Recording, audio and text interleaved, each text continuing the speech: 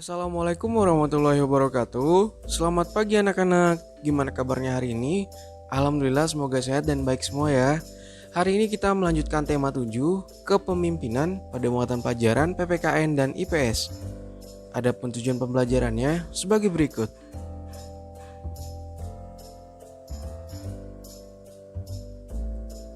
Pada muatan PPKN, kita akan mempelajari mengenai makna sila pertama Pancasila dan makna sila kedua Pancasila. Nah, pada muatan PPKN ini, yang pertama akan kita bahas mengenai makna sila pertama Pancasila.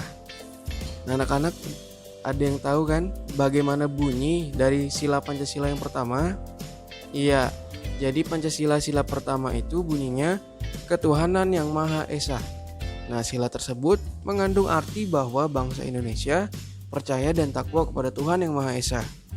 Nah, apa saja nilai-nilai yang terkandung dalam sila ketuhanan Yang Maha Esa ini?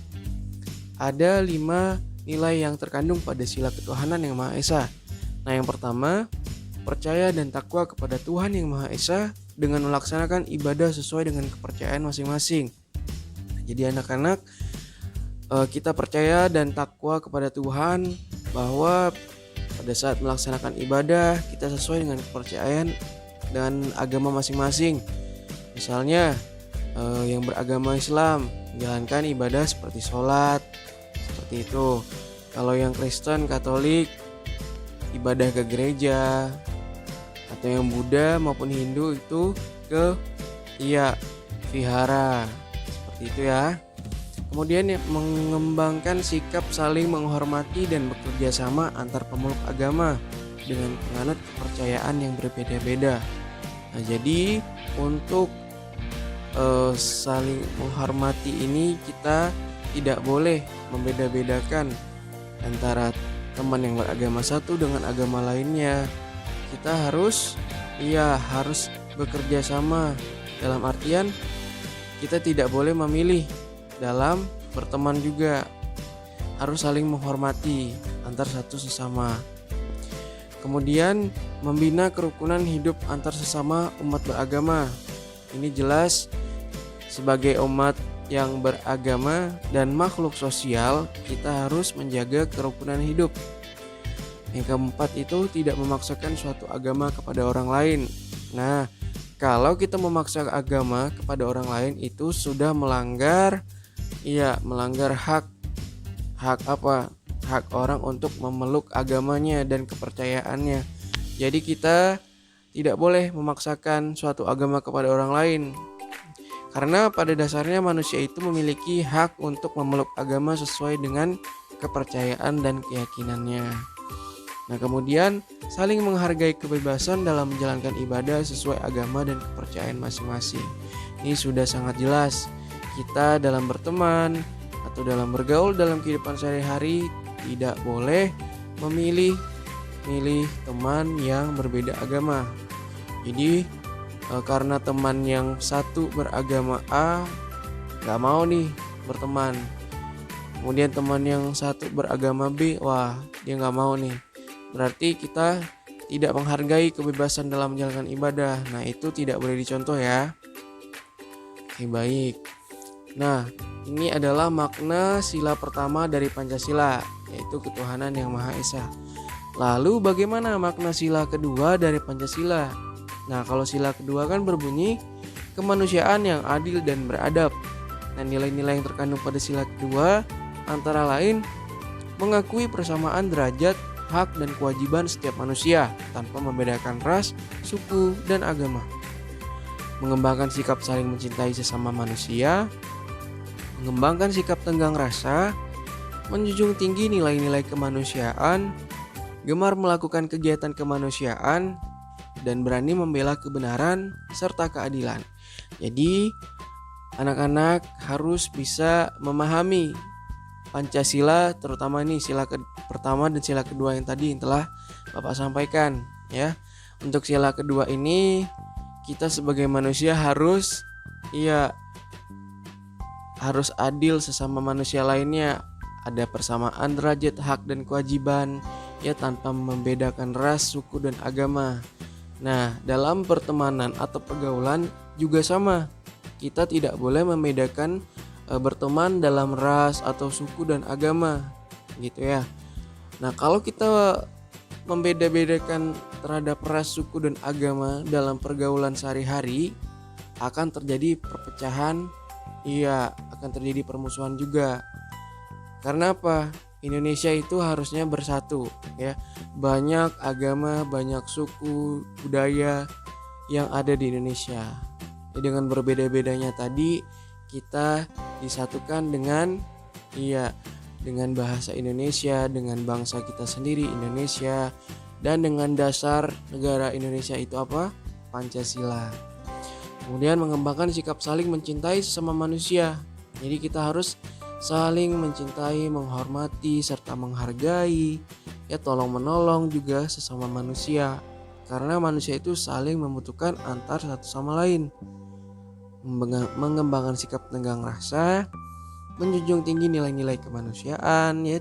Kita harus peduli terhadap manusia. Misalnya ada teman yang sakit atau keluarga yang sakit, kita jenguk, kita beri doa agar cepat sembuh. Kemudian melakukan gemar kegiatan kemanusiaan ya, seperti membantu di lingkungan masyarakat, ada gotong royong, ya bermusyawarah, itu termasuk kegiatan manusia yang saling bekerja sama antar satu sama lainnya gitu. Dan membela kebenaran serta keadilan. Jadi kebenaran itu harus kita junjung tinggi dan dilakukan seadil-adilnya.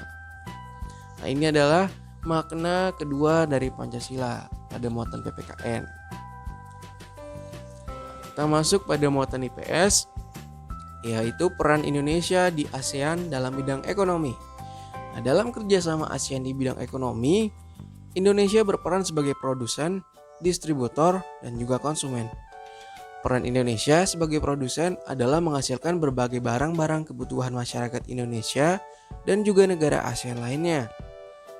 Sebagai distributor, Indonesia berperan menyalurkan barang-barang kepada negara-negara ASEAN lainnya.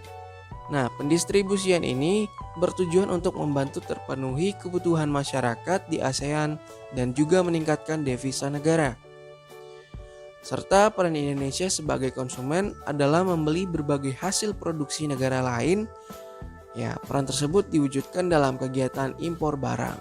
Jadi, peran Indonesia di ASEAN ini terbagi menjadi 3, yaitu sebagai produsen, distributor, dan juga konsumen. Nah, kalau sebagai produsen berarti menghasilkan barang-barang kebutuhan masyarakat Indonesia. Nah, nanti barang-barang yang telah dihasilkan atau yang dibuat di Indonesia kemudian dikirimkan atau diekspor ke luar negeri, ya, kemudian dijualkan.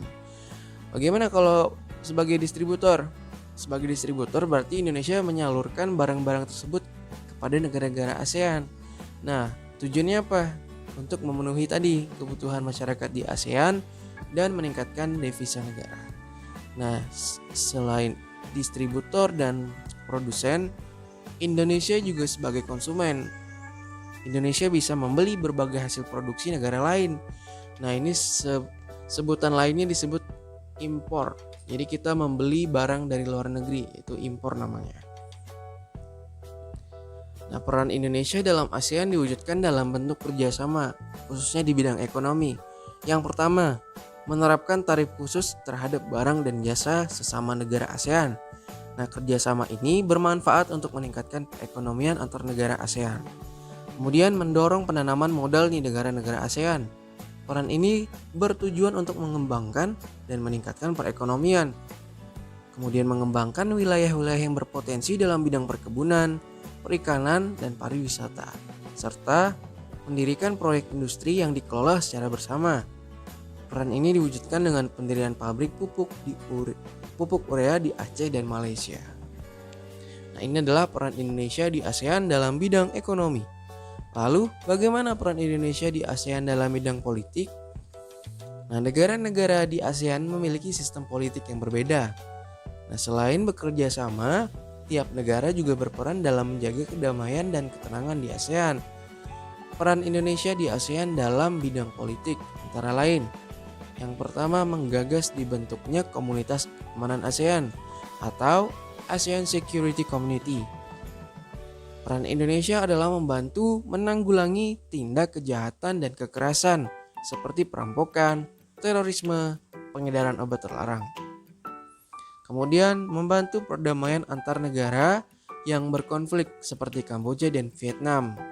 Nah, pada tahun 1977 hingga 1979. Nah, ini Indonesia sebagai penengah perundingan damai antara Kamboja dan Vietnam. Selanjutnya melaksanakan Jakarta Informal Meeting. Tujuannya untuk mendamaikan pihak yang berkonflik di Kamboja. Kemudian sebagai negara yang menjunjung asas demokrasi, Indonesia mendorong pemerintah negara ASEAN untuk memajukan prinsip-prinsip demokrasi serta mengusulkan pembentukan Badan HAM ASEAN. Peran ini diwujudkan Indonesia dengan mengajak negara-negara ASEAN melindungi hak asasi warga negaranya. Nah, jadi Indonesia ini banyak berperan di ASEAN selain bidang politik juga di bidang ekonomi. Seperti itu ya anak-anak. Oke, untuk lebih jelasnya anak-anak juga bisa membaca di Bupena gitu kan terhadap materi peran Indonesia di ASEAN dalam bidang ekonomi maupun politik. Atau anak-anak juga bisa membaca lebih lengkapnya di sumber atau referensi lainnya seperti di internet atau artikel-artikel yang ada. Begitu ya anak-anak. Oke. Untuk lebih memahami materi hari ini, ada 4 pertanyaan yang harus anak-anak kerjakan. Dikerjakan di buku latihan tematiknya ya. Alhamdulillah pelajaran kita sampai di sini dulu. Bapak ucapkan terima kasih. Assalamualaikum warahmatullahi wabarakatuh.